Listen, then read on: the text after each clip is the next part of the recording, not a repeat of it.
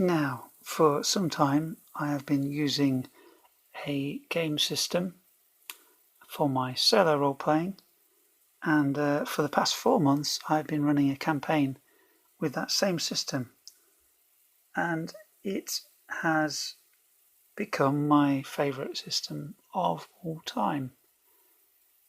Now, I'm not the super duper knows everything about all the games kind of guy, but I'm a simple person. I've been GMing for, I've been playing D&D for a long time, and I've been GMing for a while, and then had a massive break, and then got back into it recently, and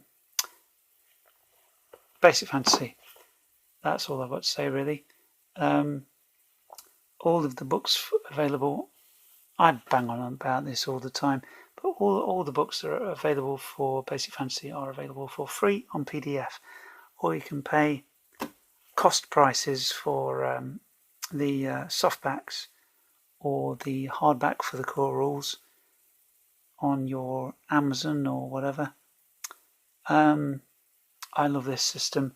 I'm a bit fond of 3rd edition Dungeons and Dragons, and this is sort of based on that. It's an OSR game, obviously, and it has ascending armor class, and the characters are quite powerful.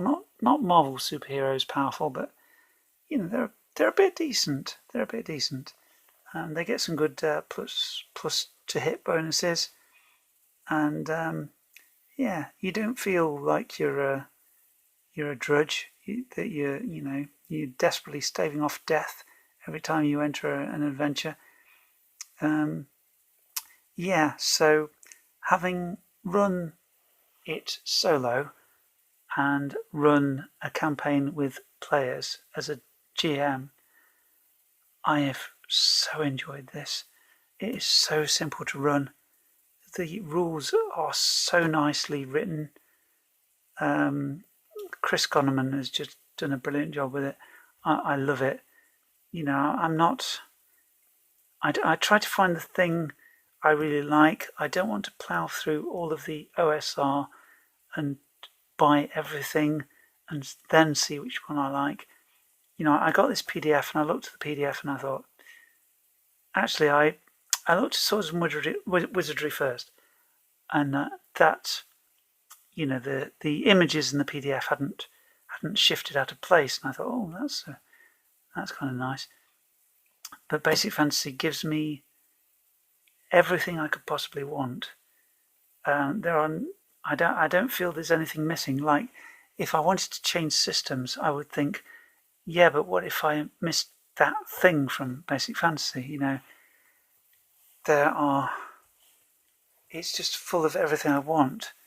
Like, here's your equipment emporium, your field guide for extra monsters. There are more field guides available on the website. Adventure Anthology 1, that is brilliant. It's got loads of good stuff. Adventure Anthology 2, I think we've used even more of this. We've not touched Morgan's Fort, or this, or this, or this in our campaign yet. There's so many adventures in there. We had a great time with this.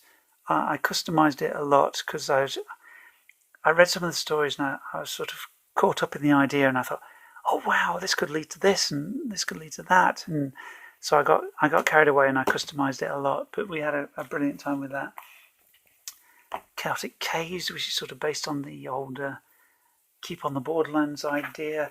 Castle by the Sea, which is a competition, which was a map was released to the Basic Fantasy community and said, hey, wow, fit a dungeon into this, and lots of people did. We used the Call of Doom, and it was great. We'll be revisiting that. Oh, no. And Saga of the Giants for a more advanced level sort of adventure. And I even had this printed out, which is the Dark Temple, which is like the Castle by the Sea. Several people wrote adventures for this particular dungeon map, and there's an adventure in here which I think is fantastic. No spoilers for anybody from any group. I'm likely to run this through, but there is an adventure in here that I think is amazing, and I'm desperate to run it. And here is your hard copy from Drive-Thru RPG, which is going to have a focus. And there you go. But even with the glare over here, that's the kind of professionalism we deal with. All of the books available in print cost less. If you buy them all, they cost less than a single D&D book. It is a joy to run. It is so streamlined, and the characters, unlike some OSR games, do not feel underpowered because we had a dwarf fighter, and my goodness, when he went into a fight, wow, he could tough out some damage. And it's not 5e ultra power, but you've got some decent powers. You've got your lowly thief skills, but you can house rule those if you want. And it is just a joy. I mean, there are some useful tables in the encounter section which might have been more useful in other places, but I don't know where you especially stick them. Here's your clerics turn undead thing. That's in the encounter section, not in the cleric section. Well, but here's the section in the book where you're facing the baddies, so I guess it sort of makes sense, but it might have been nicer to have it with the cleric stuff. You've got your saving throws here. I do like the Swords and Wizardry single saving throw idea, but hey, it's okay. It doesn't matter. And this table here for the XP value of monsters is one I'm always struggling to find at the end of the character advancement section before the encounter section. And the other table I'm struggling to find sometimes is the attack bonus table in the encounter section. So as you advance in level, your characters, you all get an attack bonus, which is sometimes quite surprising to a GM when your cleric comes in and says, "Oh, I get a plus so-and-so." And I'm like, "Do you? Really? Do you? Okay." And it's all there. It's all in here. The rules are so neat. I've talked about this before, but opening a stuck door or a locked door, the rules for that are so neat. When you throw a grenade-like missile at a target, you roll a d10 to see where it actually lands if you miss, and then even if you miss, the target could still get some damage. And there are good rules for throwing holy water and oil at monsters, and it's just a brilliantly written, brilliantly thought out, and brilliantly laid out game, because I love games where there are loads of pictures of the monsters, and in here there are. So many of the monsters get individual pictures, so I can think, oh, that's what a hobgoblin looks like, or not living statues, but manticore, Medusa. We know what a Medusa is, but ogre, orc, owlbear. It's just nice to have that many, a really decent amount of pictures of the bestiary to help you visualize what the monsters are going to look like. Basically, in this short video, what I'm saying is, if you want to try fantasy role-playing, either as a group or solo, basic fantasy is hard to beat. I mean, it's free. I mean, a fair few of the OSR games are free, but But this comes with so much support material, so many extra monsters you can get for nothing, so many adventures you can get for nothing, and it's really awesome.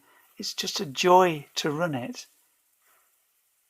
It is so streamlined, it is so simple, it is so straightforward. It has good advancement for the characters, but not an incredible amount of crunchy rules. It's just a joy. It's just fun.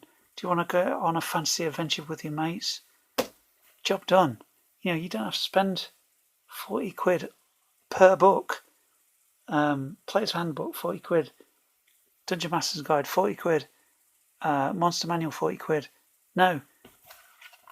This PDF is free, and it's everything you need. Everything. Absolutely everything. Or you can buy it on print for a £5. This is a whole role-playing system in this one book. You can go crazy because it's oddly collectible, these extra adventures and such, but they're all available for free on a PDF, and they're available at cost on print. So I can't say enough good things about Basic Fantasy. It's just awesome. I've had a brilliant time running this campaign over the past few months. It's been an absolute joy. The players have enjoyed it. I've enjoyed it. What a brilliant, fantastic, fun, streamlined, simple, but joyous game to play. Chris Connerman is amazing in what he's done with this. Fantastic. What a fantastic game. Thank you for watching. See you soon.